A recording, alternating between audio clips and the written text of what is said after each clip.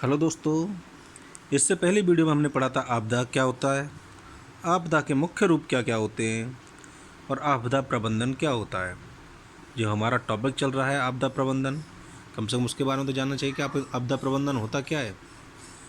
तो ये टॉपिक हमारे हो चुके हैं। आज का जो टॉपिक है वो है प्राकृतिक तथा मानव जनित आपदाएं कौन कौन सी होती हैं।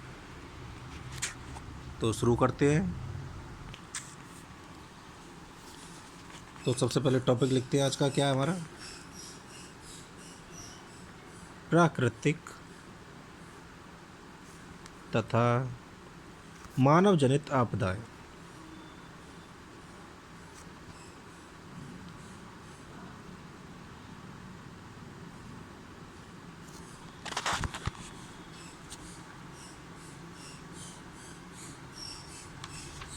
जो प्राकृतिक आपदा होती हैं उन्हें हम मुख्य रूप से 8 भागों में विभाजित करते हैं।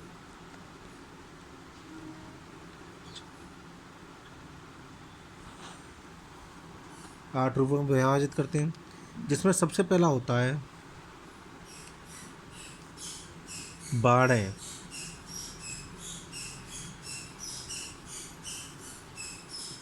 या अति ओलावृष्टि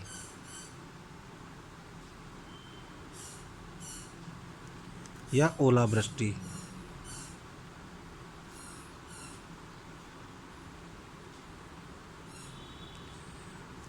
बाढ़ें तो पता है आपको, नदियों में और आती है।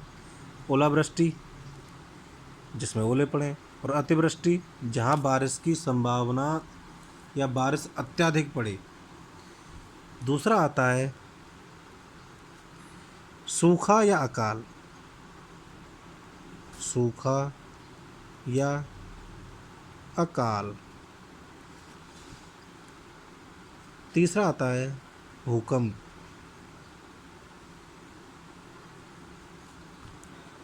इसके बाद आता है चक्रवात, आंधी व तूफान।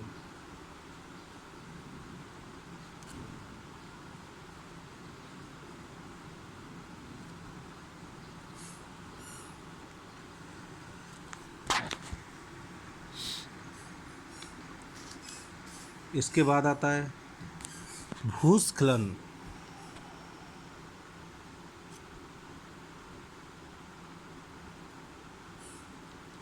इसके बाद बादल विस्फोटन एवं तड़ित विस्फोटन। बादल विस्फोटन एवं तड़ित विस्फोटन। इसके बाद आता है सामुद्रिक तूफान।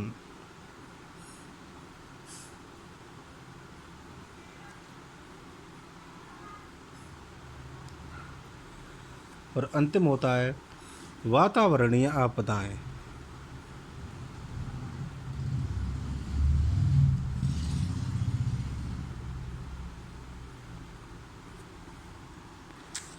तो प्राकृतिक आपदाओं के अंतर्गत हमने 8 टॉपिक बताए आपको, जिसमें सबसे पहला होता है बाढ़, अधिक वर्षा और ओले पड़ना। दूसरा होता है सूखा या अकाल, क्योंकि जब बारिश नहीं होगी तो खेतों में सूखा पड़ेगी, जिसके कारण अकाल आएगा। भूकंप, चक्रवात, आंधी व तूफान, भूस्खलन, बादलों का फटना, विस्फोटन जिसे बोलते हैं, या बादलों का तड़कना। ठीक है।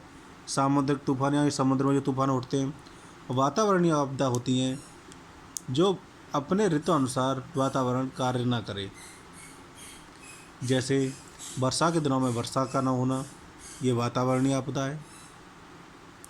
ठीक है। अब आगे ये हुआ हमारा प्राकृतिक आपदा के साथ।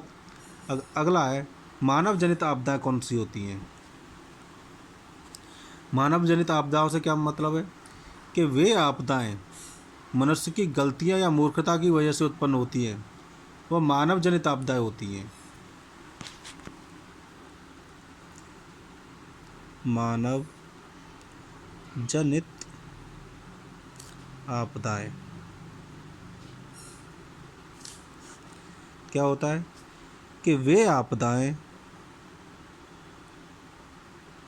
वे आपदाएं जो मनुष्य की गलतियों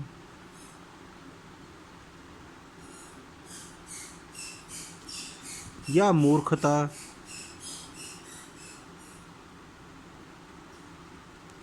की वजह से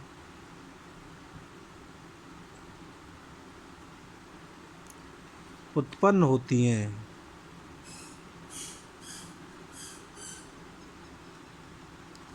मानव जनित आपदाएं कहलाती हैं।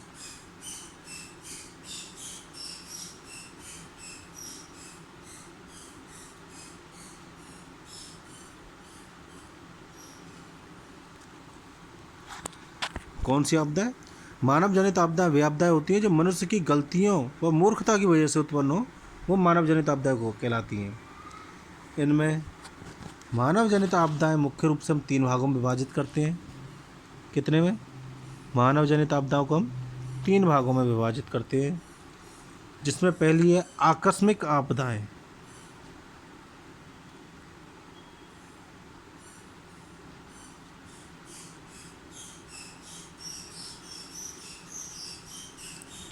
दूसरा छली आपदाएं।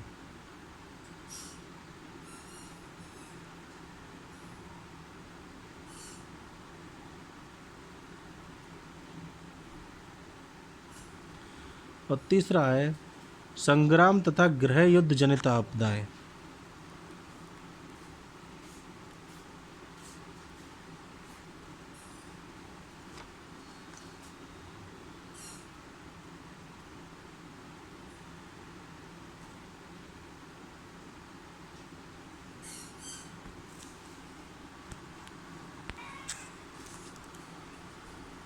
तो आप सभी ने देखा कि मानव जनित आपदाएं कौन सी होती हैं जो मनुष्य की गलतियों की वजह से या मूर्खता की वजह से कह लो, कुछ भी कह लो, उत्पन्न हो, वो मानव जनित आपदा होती हैं।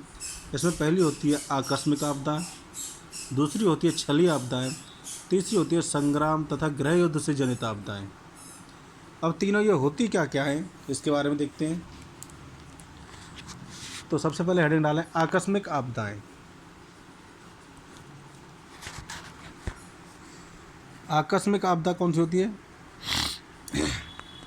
जैसे 3 दिसंबर 1984 को भारत में भोपाल गैस त्रासदी नाम की आकस्मिक आपदाओं का प्रथम उदाहरण है, जिसमें यूनियन कार्बाइड प्रदूषक यंत्र के भंडारण टंकी में टनों में मिथाइल आइसोकार्बोनेट का क्षरण वायु होने में लगभग 3000 लोग अकाल के ग्रास बने।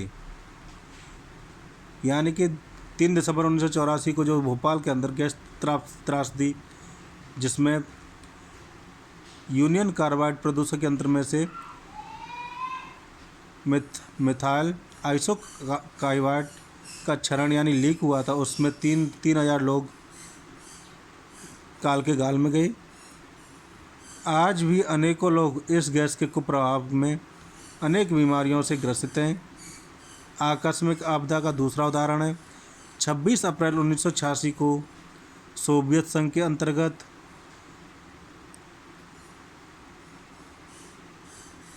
चेरनोबिल नाभिकीय शक्ति स्टेशन के रिएक्टर 4 पर घटित होने वाली दुर्घटना, जो नाभिकीय शक्ति के इतिहास में रेडियोधर्मी पदार्थ के विशाल दुर्घटना विमोचन की घटना है।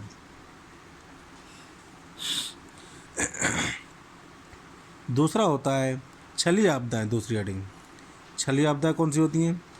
छली रासायनिक उन्मुक्त तथा छली विकिरण उन्मुक्त छली आपदाओं की उत्पत्ति का कारण बनता है। इस आपदा में का एक अन्य उदाहरण ग्लोबल वार्मिंग अर्थात हरित गृह प्रभाव, जो जीवाश्म ईंधनों के दहन द्वारा ऊष्मा चालक गैसों को वायुमंडल में उन्मुक्त करने से उत्पन्न होता है तथा